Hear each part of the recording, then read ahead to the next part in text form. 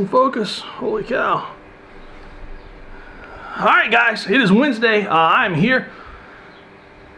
If you watch my training video from Sunday, you'll know that I pulled my hamstring on my last deadlift. It doesn't hurt really just to walk. It hurts if I lunge, do any kind of stretching, stretch, load, and contraction type of thing. I know it's not a big pull, but it is not a big tear, but it is a nice little pull on that hamstring. I feel it up under my knee, on the outer part of my knee.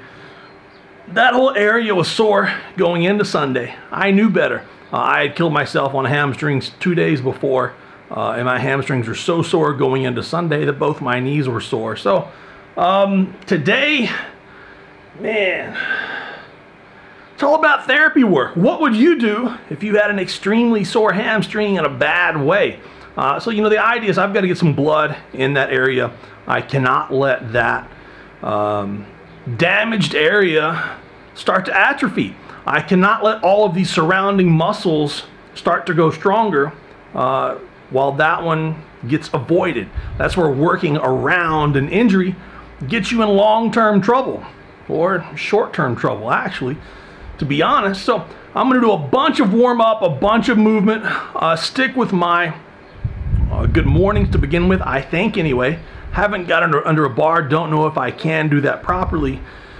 Do some high rep box squats, keep some compression, some really tight compression on that hamstring, maybe even the calf as well, where that all connects in. I want as much heat, as much thermal cream as I can on it, and I want as much compression as I can. I want to get the blood flowing. I want to get that area pumped, get all the blood in there, get the nutrients in there, and I can ice it a little bit later to get the stuff out, get it warm again, and then I'll hit it again tonight before bedtime.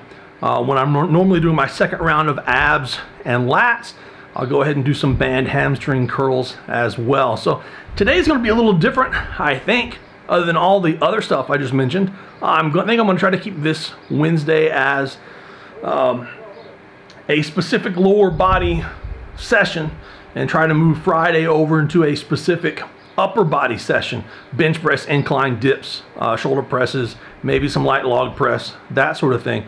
Always trying to keep it at 5 exercises, somewhere in that area. We're going to wait and see how that goes. My mother-in-law is retiring on Friday, so I've been told that if I get to the gym, oh buddy, I've got to be in and out fast if I get here on Friday. So not fully for sure if I'll even make it on Friday or not. So let's get moving, see what we can get done. Hopefully by the end of the training session, I'll have some good news.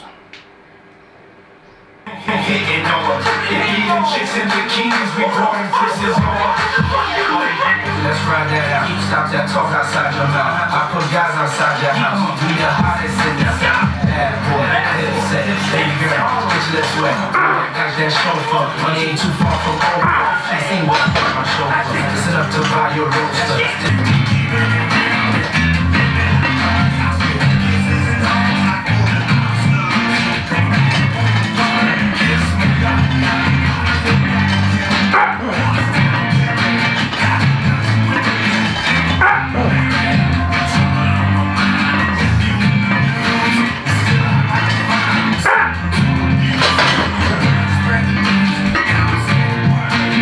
Jump the heck back and act like you heard.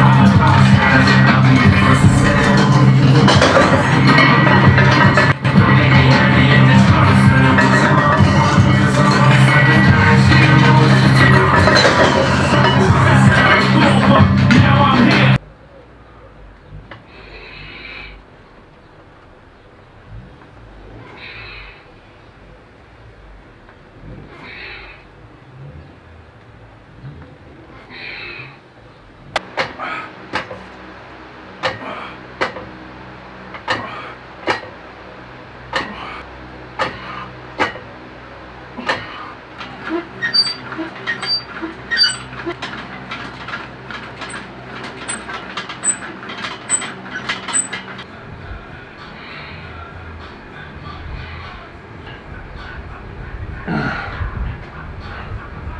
I should have recorded the first round.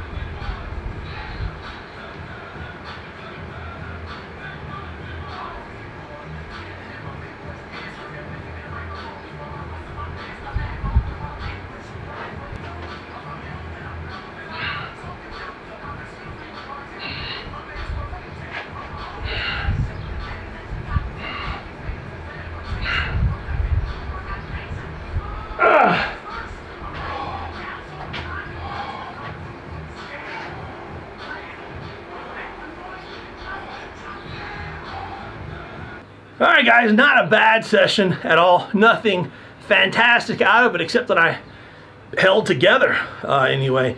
The good mornings at the beginning, man, I really, really like those. If you get a chance to try those, absolutely try them. You know, make sure you keep your elbows over your knees. Make sure you stop on the box. It's a great way to curl up basically into a little ball and then explode up from there. Very similar to how most strongman events are. There is a very fine line between getting injured on those and making those productive. So make sure you do them correct in the process. The box squats, I made a judgment call as soon as I actually got under the bar that it's going to be much better off for me to do the 5 sets of 2 than it would be for me to do an all-out crazy set.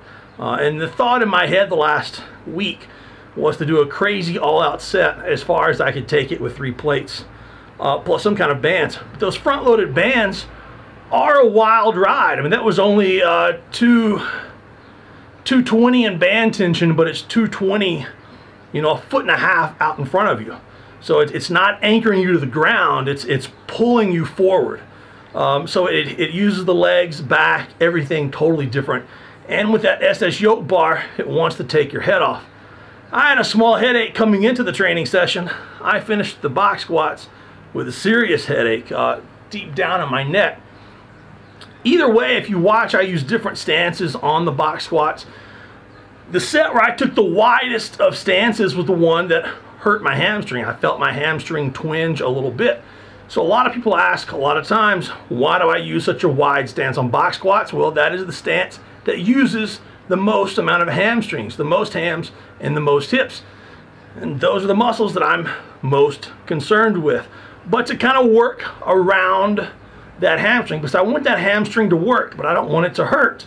I did bring my stance back in, and I mentioned this the other day that I wanted to work on bringing my stance in just a hair, which would make depth a little bit better, maybe help my right hip last a few more years in my training career.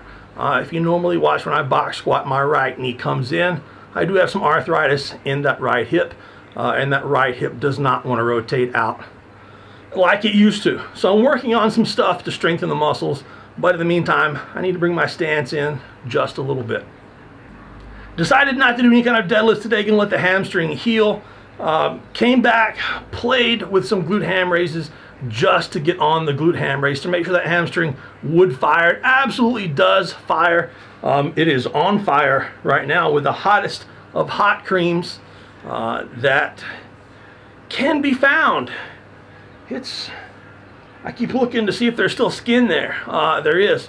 So I came back here and I messed around with the cable machine as well. I think what I need to continue working on this day is all of the back exercises I can possibly manage to do. Not going to do much today. Going to do some more tonight at home after I get my kids to sleep and before bed. A lot of that I think is corrective exercises. Doing the machine bench press at the very end of my training session helped kind of pop my spine back into place, and it's helping my headache a little bit. So you know, don't forget that all of that accessory stuff you do at the end of a training session. If you're one of my clients and I have you do a bunch of kind of random stuff at the end of a training session, we're really probably just correcting how much you've screwed yourself up through the training session.